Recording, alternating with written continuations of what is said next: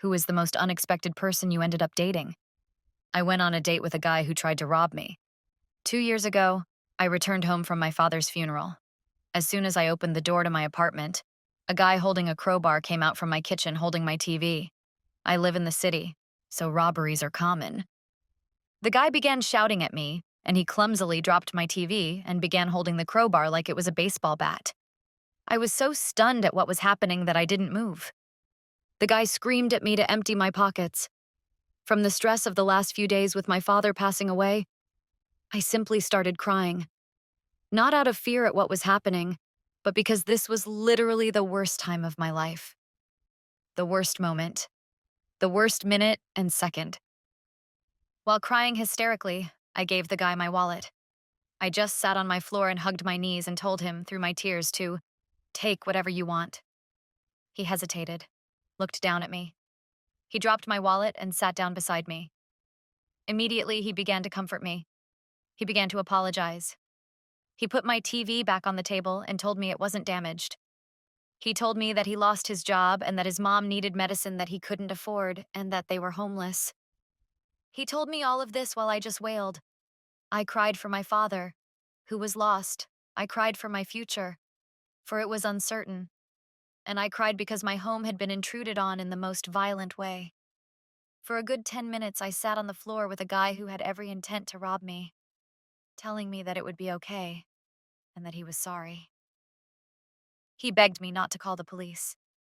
I just started screaming at him to get out. He ran away so fast that he left the crowbar. I threw it after him as he ran down the street. 2 days later, I came home from work and he was sitting in front of my door. I was so terrified that I pulled out my phone, but he had this look on his face of remorse and regret.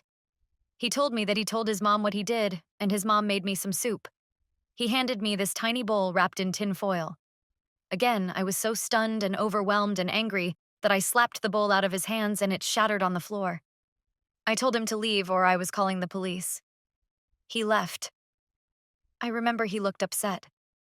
I left the soup and shattered bowl outside my door, almost as a warning for him to not come back. About 3 months after that, I got a note in my mail slot from the guy. He told me his mother had passed away and that he was no longer homeless and that he had a job. He wanted to repay me for breaking into my apartment. He wrote down his address and told me that I was welcome to break into his place if I wanted, but he didn't have much stuff. This all overwhelmed me. I threw away the letter, but I remembered his address. I remember walking by there one day, out of curiosity. It was a ratty apartment building across the city. He was walking up to his room and he saw me. He waved. I turned away and left. He ran after me and apologized again.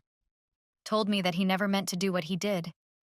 He showed me the program from his mother's funeral that he kept in his wallet. He wasn't lying. She was real. He was real. He was a real person.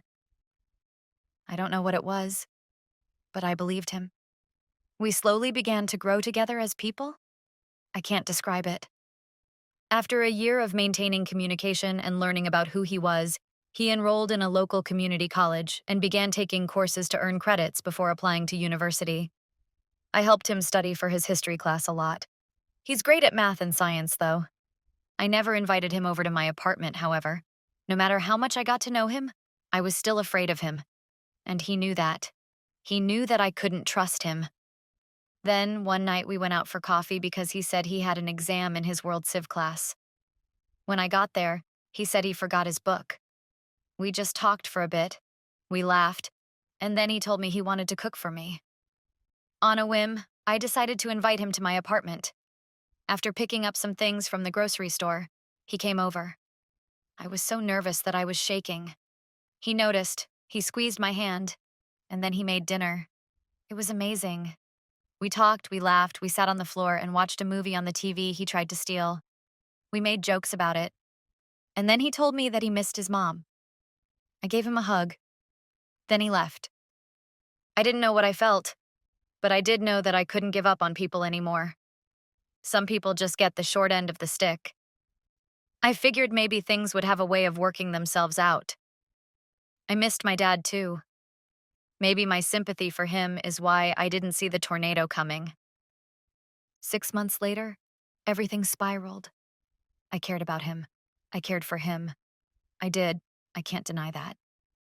In January, right after the new year started, I got a phone call at 2:30 in the morning from him. He was in jail. He and two of his friends were arrested for public intoxication and were in possession of substances. He wanted me to bail him out. I'm a teacher living on a teacher's salary. I said no, I couldn't. This is when things fell apart. Before then, he and I had been incredibly close. We spent Christmas together. I didn't have enough money for a plane ticket home, so I stayed in the city. He came over, we cooked, and watched movies. Before Christmas, we spent Thanksgiving together. I helped him study. I helped him get his finances in order. He had no idea how to do taxes and how to do all of the adult stuff, as he said. But I noticed I started doing things I didn't normally do. He would come over in the middle of the night, visibly panicked, and ask if he could stay with me. I let him, no questions asked. I stopped asking questions because I wanted to believe that he was good and everything was fine. He began asking me whether I would lie and claim not to know him if others inquired about him. This scared me, but I assumed it was about work stuff. I wanted it to be his work stuff. He was released from jail about a week later. He didn't talk to me. I called his apartment. Nothing. I came home from work one day and a woman was waiting outside my door. She appeared messy. She was wearing a tank top and flip-flops in mid-January in the Northeast. It was cold.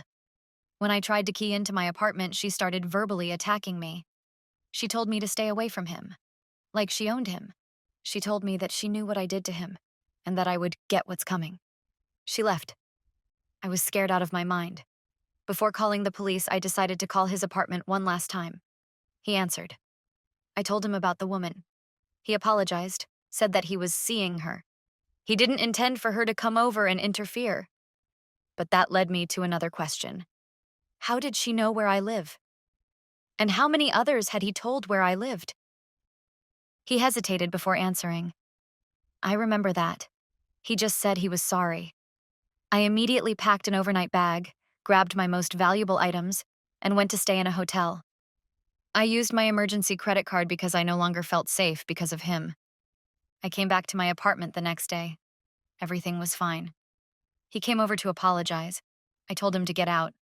I started crying. When I'm angry, I cry. He tried to hug me, but I remember picking up a dismantled IKEA shelf to protect myself.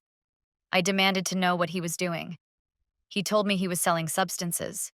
He told me that he had to do it because he knew people that would hurt him. Lies, I guess. I don't know. I told him to get out. I never want to see him again and so on. He got angry and then threatened to come back with his friends. I was racked with guilt for trusting him. He apologized again and said he was sorry. I was questioning everything about him. I pushed him out and locked the door. The teaching program. I'm a part of rotates teachers in and out of schools across the country. Last year, I put in a request to move across the country to be closer to home. 2 weeks after this encounter with him, I found out that my request was accepted and I was set to leave in March. My apartment was broken into and vandalized in early February. At night, he would come and knock on my door. I would call the police, but he would always leave before they got there. His guys started harassing me. Nothing was ever stolen, just broken. They broke a glass bottle my dad made for me when I was 6. He knew how much that meant to me. It was shattered. The week before I left, I saw him outside my building. I called the police. He was walking over to me, and I remember having this fiery rage in me. It was this impassioned, red, angry heat that washed over me. I took my keys, which are on a lanyard, and I just started hitting him. I ended up cracking his eye socket. After he fell down, I started kicking him. I wanted him to die. I really did. Then I thought about what my dad would think. But then I realized, I'm not my dad. I will never be him. I'm different. This is different. People are different. Not all of them are good, but some of them are. I am good. I am a good person. When the police arrived and questioned him, they realized he was the one that was harassing me. He was wanted for a myriad of other charges. I never saw him again. Right now, I'm sitting in my new apartment in a brand new city. It's warm. Rent is cheaper. I live in a neighborhood of old people. They're nice. They love that I teach kids. It makes them feel safe, I guess. Some days I leave my front door open and let in a breeze. I'm never afraid. The beach is literally a 7-minute walk from my back door. I'm happy. So I'm putting this to rest. It's done. It's over. I'm tired.